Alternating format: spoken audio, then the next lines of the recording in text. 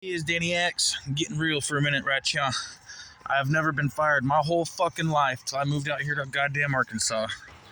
Now there's a lot of awesome things about Arkansas, but believe it or not, out here sometimes you just ain't wide enough. You just ain't wide enough out here sometimes.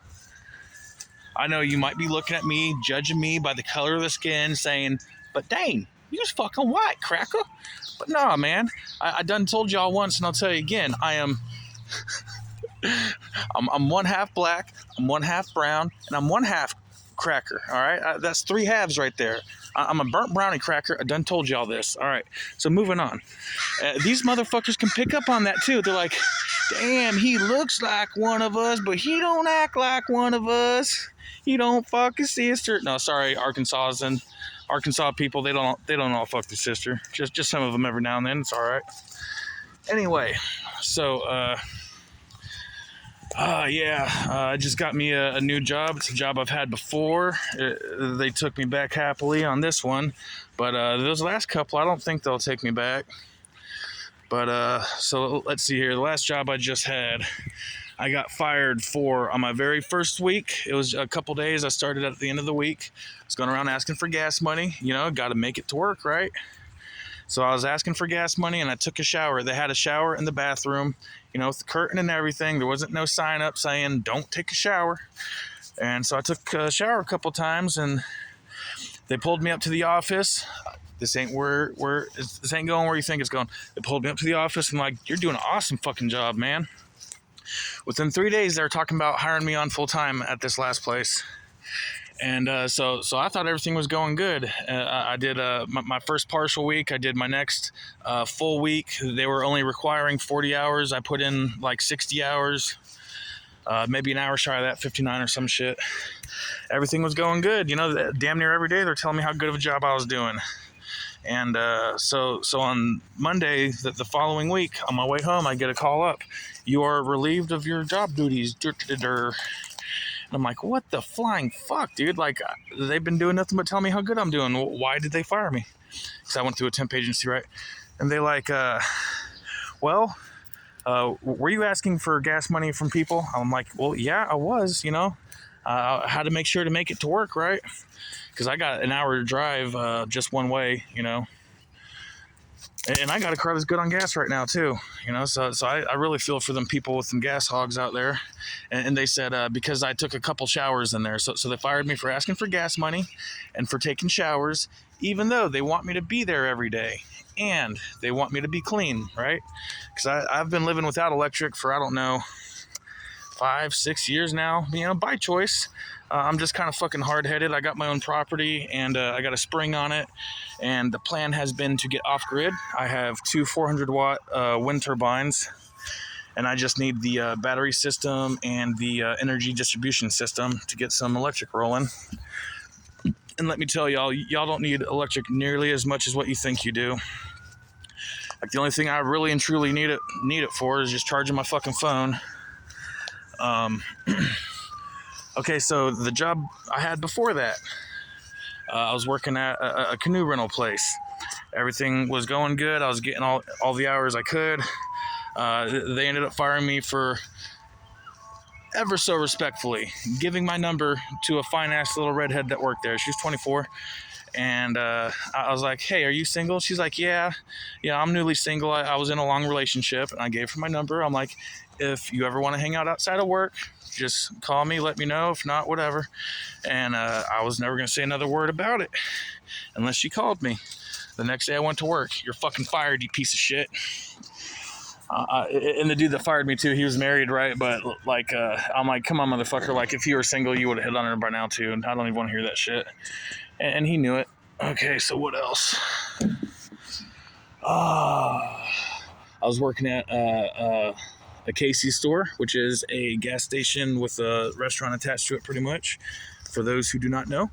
And dude, I was making the best pizzas, which ended up getting me in trouble because people kept saying, God damn, these pizzas are off the hook, man. Holy fuck, I've never seen a pizza like that. The customers was loving it. I was piling shit on, you know. I was piling shit on. That shit was dick, boy. They pay you out the ass for them slices, bro. Like, I was making sure motherfuckers got their money's worth, because it would blow your mind how much Casey's wastes. They waste so much fucking food, and they're gonna bitch at me for giving the customers who's keeping it afloat, you know, their money's worth. You know, I was giving them their fucking money's worth. When they got a pizza for me, the motherfuckers walked off happy, talking about, damn, this bitch is hefty. It's like, yeah, what's up? Come back.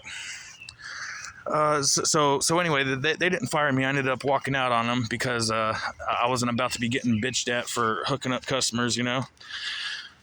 So I will just let y'all know, customers do not come first at Casey's. That was my personal experience from the matter. They waste so much food, man. So much food. And then they're going to jump my shit for like totally hooking customers up. I mean, not like crazy, just like a little bit more than what I'm supposed to.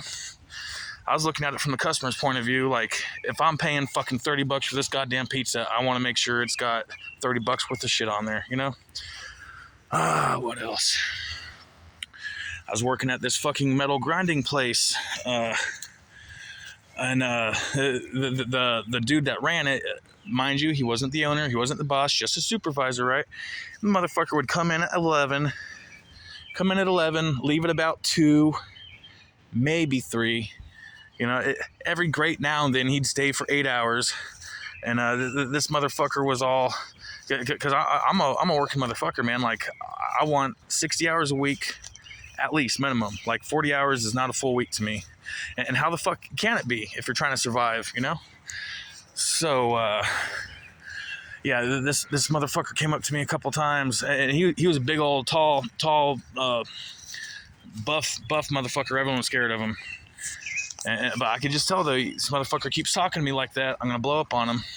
So he came up to me, he's like, Dane, are you fucking serious? You worked Saturday? But, like, I told you, you're supposed to ask me if you want to work Saturday. This motherfucker had a power trip, right? And I'm like, so to be clear, he's bitching at me for working more, for doing more, all the while he's taking the weekend off. This motherfucker don't work weekends. He barely works during the weeks. So, so I was like, dude, seriously, Captain fucking 11 to 2 gonna come in here and bitch at me for working overtime. And I'm like, fuck you, dude, you're fired from being my boss. Walked out. Fuck you, man. Just the older I get, the less patience I have for people talking down to me. And because a lot of companies tend to want to treat you like a motherfucking child, man. And even young people, they do not deserve to be treated like that. They deserve to be treated like an adult, you know? Even if you're coming right out of high school, you don't need to be being treated like a fucking child. Speaking of being treated like a child, another job I had, which this one did fire me. I was working at McDonald's for the first time in my whole fucking life. Because I've always done hard-ass work just because it paid better, you know? But just recently, McDonald's started paying better, and they were the first ones to call me back. I needed a job. I jumped on that. Same deal as usual. Like, 40 hours is not a full week to me. My first week there, I put in like 60 hours or some shit, and somehow it slipped through the cracks because the managers are supposed to watch that overtime, but people kept calling in, and I kept filling in, you know? And they got jealous when I got a 2-week paycheck for 1 week. That fucking pissed them off, and they're like, this guy gets no more overtime. Right? And around that time, I had a car that kept breaking down on me. And so I ended up getting fired over my car breaking down on me, missing a couple shifts and shit. So yeah, just point of the story, just because you white don't mean you white enough, okay? Out here in Arkansas. These fuck-ass honkies out here. Woo, these fuck-ass honkies out here. Anyway, most of them are pretty respectful. As long as you show respect out here, you get respect, which that is a noticeable culture shift from where I'm from, which is Florida. There's a bunch of assholes down there. Like, cool people too. Yeah, there's a lot of cool people. They got that flavor down there, but it's also part of the culture to actively and intentionally be disrespectful. And it's not all over the place, you know, it's not like everywhere, but it is enough to be a noticeable difference from here, because out here people do generally try to go out of their way to be respectful. Kind of blew my mind when I first moved out here, seeing these young kids. They'd be like, oh, excuse me, sir, just being all polite and shit. And that's kind of rubbed off on me, because I know coming from Florida, I kind of came here a little bit, mannerless. I didn't have so much manners, but after being around these fuck-ass honkies for a while, the manners rubbed off on me. That's a good thing, right? I'd never seen so many fucking rocks in my life, bro. I never thought I'd get so excited about rocks either. But goddamn, I love these rocks out here. No, I ain't talking about no crack rocks now, y'all. I'm talking about actual fucking rocks. And coming from Florida, where everything's flat as fuck, and there is some really cool, pretty shit down there. They got these amazing special type of oaks down there that just sprawl out for hundreds of feet in every direction. But I don't know. Florida's a cool place to be from, but it's not a cool place to be. Whereas Arkansas is not a cool place to be from, but it is a cool place to be. All the young people around here trying to move, they don't know how bad it is in other places. Like, granted, you do got to look around for opportunity out here. Like, there are certain counties out here where you just got to leave the goddamn county to work, And so I ended up moving out here originally to help my mom, because my grandpa sold our property in Florida and trade. Well, he actually did an even trade with the property out here in Arkansas, and that's what. So at that time, storyline wise, I was just getting out of high school, and we were like 1 year from having that Florida property paid off. We were 1 year away from owning it, but it was all in my grandpa's name. And, since it's in his name, he the way I felt about it at the time, and I still kind of do, is he kind of took it out from under us. Because that was one of the few places my whole life where I actually felt at home, that stilt house we had in Florida. So my grandpa took that out from under us and traded it for this other property, and it was a few years before I moved up here to Arkansas, because I really didn't think I'd like it. And I didn't move up here till I was about 25. My mom, she was having a hard time. I kept having to send her money. The guy she was with wasn't really helping her out fully, to the extent that I would have liked. I had to come out here to help my mom. And so she ended up divorcing him after I was here for a couple years. And then about a year or two after she divorced him, she ended up getting this super fucked up cancer, squamous cell, which it just rots you the fuck away. It's one of the most aggressive, fast-acting cancers. And her face just fucking rotted off, dude. She zombied out on me, like literally, which is ironic because she loved zombies her whole life. Like, she was always watching some zombie movies. She was all up on the Call of Duty, that zombies game, pew pew, kill the zombies, Nazi zombies. She loved that shit, and even when the cancer popped up and it was eating her away, she finally got her disability, and she went out and got her a special edition Walking Dead. It was an all-wheel drive little car, and it had these like hands kind of acting like flames in red going up the side of it and stuff, like zombie hands. It was pretty sweet. It's just an expensive coffin for her, though, because she ended up trying to kill herself in it, because she was a truck driver her whole life. She never had an accident, and she ended up getting in a head-on wreck with a semi, and I know for a fact she was trying to off herself, which, truth be told, if I had what she had, I would have did off myself way before the point where she even tried. So I can't hold that against her. And that should tell you how bad this shit was. Like, literally, her face was rotting off. By the time she died, there was this part of her face that you could even recognize. The rest of it was all like hamburger. She had fucking holes, a big ass hole in her face right here, a huge ass fucking hole in her neck right here, just spread all over her body. Okay, but back up a little bit. Before that happened, once the cancer started popping, and they had to cut about a third of her face off, right? Oh, don't worry, we got it all. Sure the fuck you did, buddy. Okay. It ended up coming back. They did not get it all, spoiler alert. But but right after she had the operation, I made up some cannabis oil for her.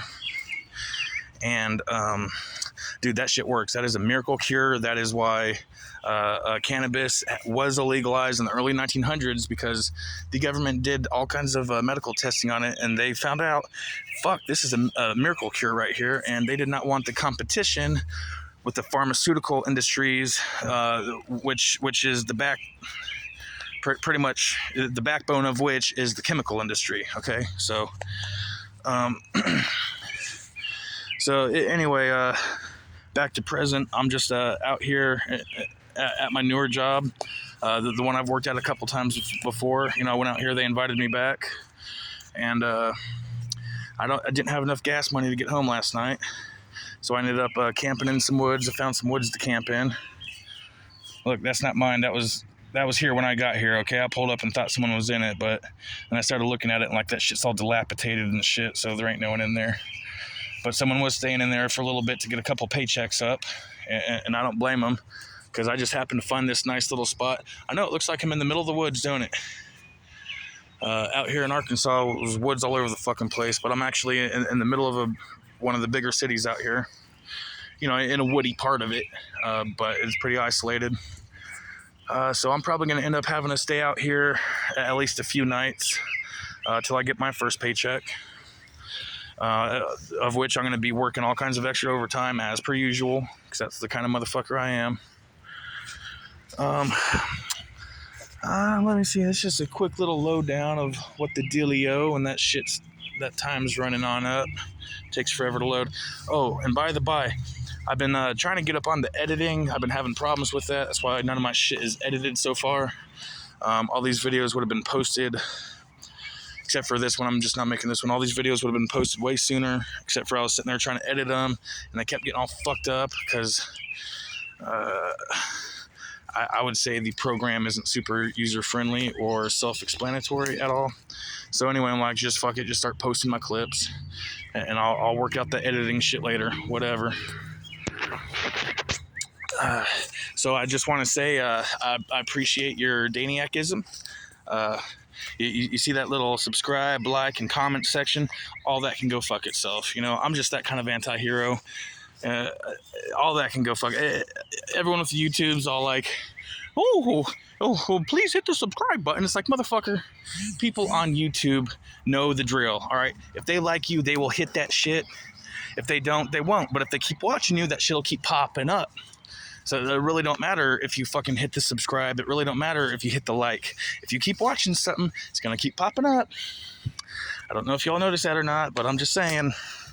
So I don't really give a flying fuck about calls to action and whatnot. People going to do what they're going to do any goddamn way. So roll that shit. UFC this weekend's going to be off the hook. This is one card I am looking forward to, man. Izzy taking on Jarod Cannonier. Dude, I think this is going to be a banger. This is going to be a banger. Cannonier is not going to be like the last couple of them being all gun shy and shit.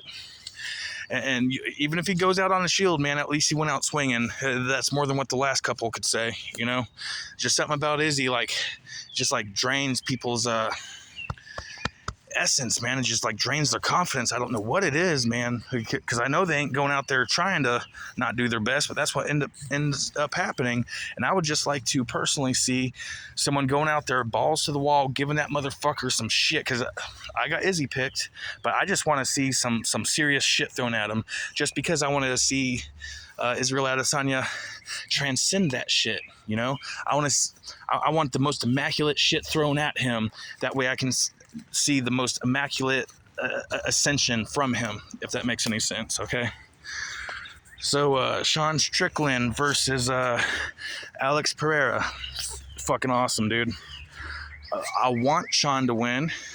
Okay, a little side note on Sean. You fuck-ass honky, bro. Man, I was buying it. I was buying your spiel right up till that last fucking fight with Jack Hermanson. And that's when I realized this motherfucker's turning it up. Because if he was all rowdy-bowdy like you talk all the time, which I think he's just amplifying his natural self a little bit, with nothing wrong with that. But what I think is he's so afraid of losing, man. He is so... You got to transcend that fear of losing, man, because it's got to go past that. It's got to be a fear of not being your absolute greatest, okay? It can't just be a fear of losing, Sean. If you see this, you fuck-ass honky.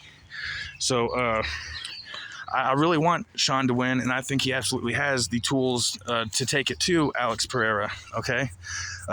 But as Izzy said, he has to transcend his ego, bro. You got to transcend it. You got to devour it. You have to annihilate it. You have to be your best self, man. You have to be more afraid of not being absolutely great than just being afraid of losing. Okay, there's a difference there. Anyway, I'm just clout chasing a little bit, throwing some clickbait shit on here, but it's true. That's what I think. I love MMA. I follow it. I'm going to be doing all kinds of shit, which is the good part about the spiritual aspect of self-improvement, because you can incorporate that into goddamn near anything. And even if you can, I'm still just going to do everything. I'm going to do what I love, man. And people will see that. So anyway, burnt ass brownie cracker out.